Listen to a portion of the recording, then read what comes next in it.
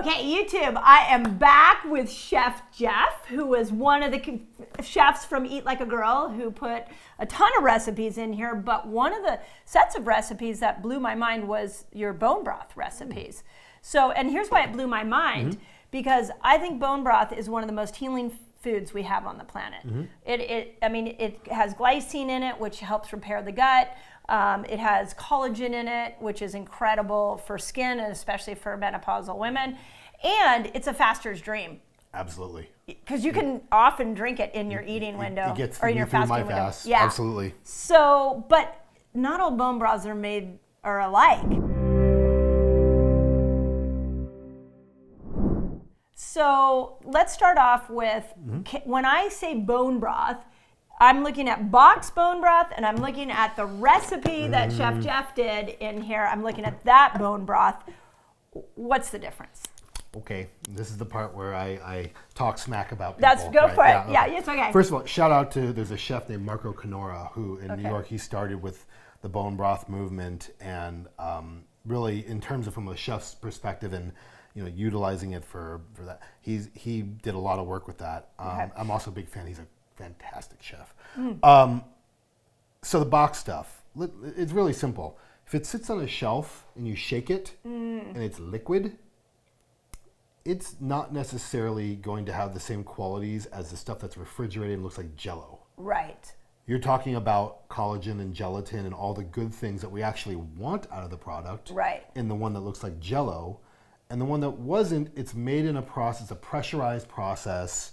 And I think it either destroys those things from the heat, or they just don't get the extraction. I'm not an expert, but I think it's one or the other, because clearly one is Jell-O, one is not. Yeah, it's like almost like a different food. I don't see a point in buying stuff that is not Jell-O. Right. When I want something that's the best quality of that product. Right. Is what's extracted when you get it to a point that's gelatinous. Right. And in the Jell-O is collagen, probably, and then omegas, like omega-3 fatty acids, which is important. So you miss out on that 100% in the liquid version. So I mean, listen, the term bone broth, there's some marketing behind that. Yeah. And when they put that on a box, they can charge $2 more. Right. And whether or not you're actually getting the benefits of something like this is questionable. Right. And so that's my talking smack portion of the show. Good. That was well done. That was really well done. We didn't throw any brands under the... Okay, so now when you're going to make bone broth, what are some of the key things we need to think about? Bones. You need some bones. Okay, but what type of bones? Good question. Because I've seen some with like chicken feet. Like you can put any bone in. I love making broth from chicken feet. I love making broth from... Obviously, are we talking about... There's, you have beef broth. You can do chicken broth. You can even do fish broth. Oh, yeah. Which is delicious when done right.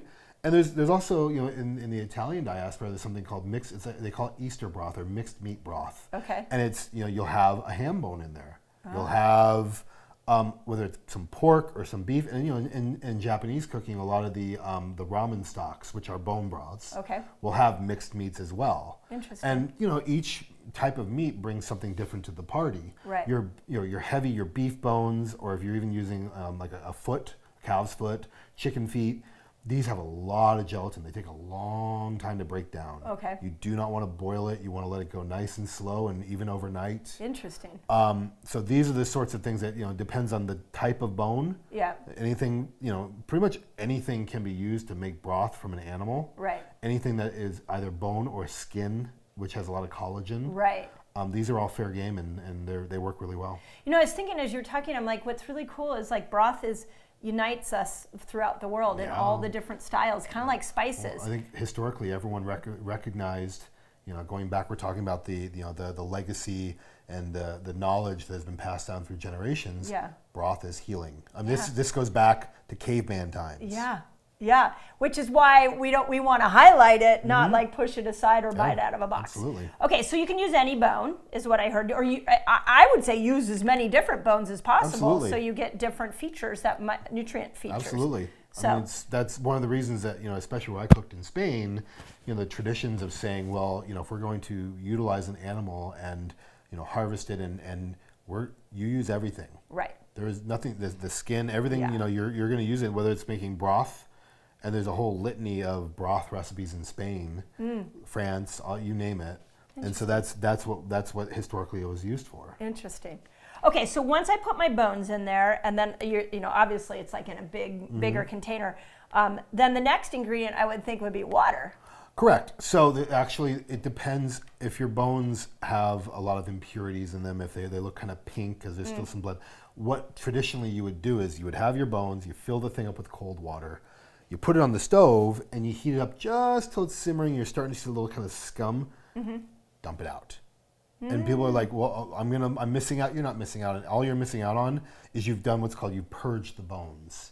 And by purging the bones, you're getting all the things that would make it cloudy or just not the best it can be. Okay. That's the first trick that most folks don't realize and most folks get wrong and most folks don't do. Right. Is if you, especially using beef, pork, sometimes chicken, but not so much, is you need to do a purge step. Yeah. If you do that and then you rinse off the bones, dump that water out, and then you put new water in.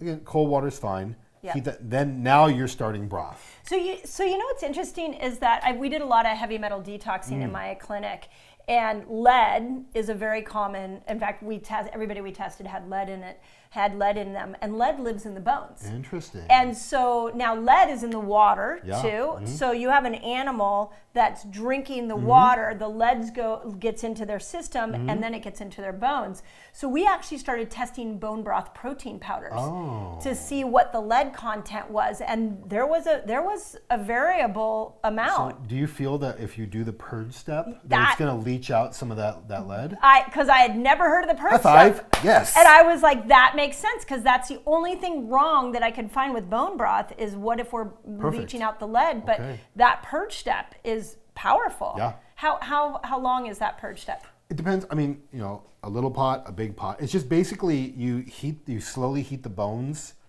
You can even just do it on high, really, until it starts to simmer and you see some kind of scum on the top. Yep.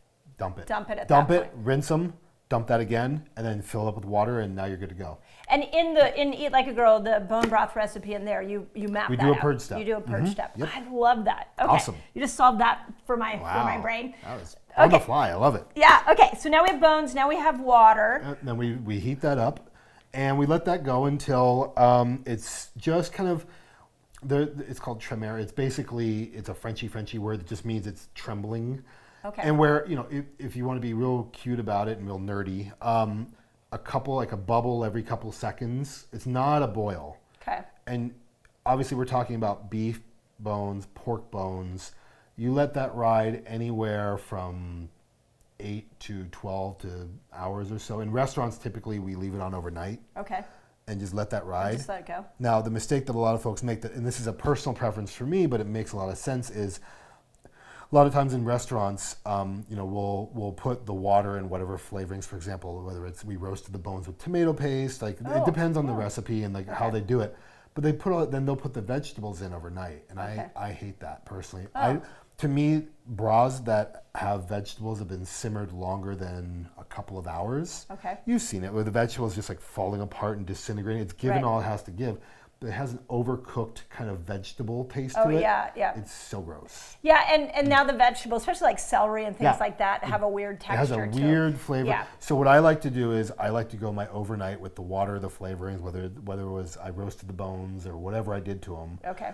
And I let that ride, and then the next day I come in and I look at it, and especially if you don't quite want it where the bones are disintegrating. Okay. Because then obviously they've given a little too much. But when I'm in my last hour and a half of where I know I'm pretty much gonna be done, that's when the veggies, I cut them in such a way that, whether they're littler, but they're gonna give everything they have to give in that last hour, and then I'm done. And then you're done. And Okay. Then all you gotta do is once you drain it, you can decide, well, I wanna reduce this down and make it more thicker, more concentrated, and there you go. Okay, and then what about spices? Like we just, and if you haven't seen the video on spices, make sure you go look at how he uses different spices. So what kind of spices work well with bone broth? Again, it depends on what diaspora we're cooking from, because there are different flavorings, whether it's miso paste or whatnot that we're going to be doing, or just simple black pepper, bay leaf, thyme. Those, again, I like the black pepper. You could get away with leaving it in overnight. For me, sometimes it can get a little over extracted. Okay. This is a dried spice. It rehydrates. It adds flavor. I typically add my spices and things either the last thing before I'm going to leave it for the night, Right. or first thing in the morning. I'll throw them in and let them do their thing. Okay. So I came up with this idea of how do we use our community and come together to support organizations that are lifting women up.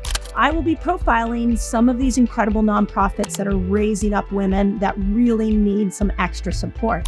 Give like a girl, we are more powerful together, and I'm so excited to announce this project to you. So you're not, do you believe in like the longer it sits and everything marinates together, the richer the flavors will be? Not necessarily. Yeah, but, that's what I'm hearing. You want something really interesting is there's something called, it's in the Chinese heritage, and it's a broth that never leaves the stove. Oh, And yeah. it's forever broth. And It's like a mother broth. it's a mother broth Yeah, that it they keeps just giving boil life. forever, and as long as it boils and boils, nothing can live in there, so it's Right. fine. And it has, over time, it develops these flavors that, Interesting. similar to mole, and there's some restaurants in Mexico that the mole has been going forever and ever and ever and ever. Wow. And it develops these flavors. Wow. Okay, then as a chef, what do you like? Do you like chicken? You like beef? This actually is okay. buffalo, which is really cool. My absolute all-time favorite broth that I make once a year, right after Thanksgiving, because that's when all the bones of everything go on sale. They're in, that's when you can get really good deals and make like a lot of stock. Okay. Little trick. I love the Easter broth, what's called Easter broth in the Italian diaspora, which typically it's chicken, beef, sometimes turkey, Right. ham bone. Oh, yeah. And it just is the most delicious, developed, rich, perfect stock for using for a lot of different things. If you're going to make chicken soup, Yep. especially like Italian wedding soup with little meatballs, it's the best. So it's a mixture of bones. That's really cool. Yeah. You never see bone broth. Like, I can't go to the store and necessarily get pork broth. Yeah, no, it depends, but typically no.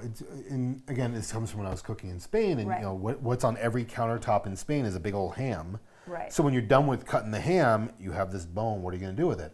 Very often, we would use it to make one of the many broths that we serve for family meal or whatnot. And it was just filling, delicious. It has that sort of hammy split pea soup. There's nothing better. Split pea soup. There's is nothing so better good. on the planet than Yeah. split pea soup that's been made with a ham broth. Yeah, amazing, amazing. Okay, anything else you want to say about broth? I think that helped me to start to want to make it. It is the kind of thing. Also, I think the most important thing to realize is you can make a lot at once, freeze it, and then you'll have it for however long. Forever. It stays in your freezer. It's fine. Yeah. And so that's something to bear in mind. Because it can be an involved process, but Yeah. once you got it, you got it. Yeah. On a scale of 1 to 10, 10 being like really hard things to make in the kitchen and 1 being like easy, where do you think bone broth fits? This is under 5, Yeah. or maybe even under 4. We're not talking about something that, it really is paint by numbers. It's Yeah. like, okay, purge the bone, let it sit, don't let it boil, let it ride, don't let your dog jump on the counter, That's about it. I have a friend who's always like, I can't believe you buy bone broth. I don't buy the box. But but it's because I haven't really sat down with a recipe like the one that you put in here Yeah. to really understand how I want to do it with. It's formulaic. Okay. It's one of the few things in kitchens. Obviously baking is formulaic, but there's a lot that can go wrong if you don't understand technique and have made it 3 or 4 times. Yeah. But making broth, it really is as simple as how it's written. Yeah. Amazing, amazing. So there you go. There's bone broth. It's all over Eat Like a Girl. And if you have any good tips for bone broth, because that's the other thing about bone broth, people always want to give their tips. Absolutely. It's like when you ferment things, people are like, hey, did you try this, this, try that? yep. So if you have any good tips on how to make a great bone broth, put it in the comments. Love it. And as always, we hope you enjoy this book, because there are a lot. This was like, what's really cool about this book is you came in with your specialty and did it so well. And then Chef Leslie came in with hers, and then I came in with the front matter. Yeah. And it was just this beautiful synergy. So we're excited for you all to get a copy of it. So there you go. There's bone broth. Guess what? In my next video, I'm going to show you the amazing benefits of honey. So make sure you stick through and watch that video. What is interesting is honey, even though it's a sweetener, there's some really cool qualities to it that you want to know about and make you change your mind if you've kept it out of your diet.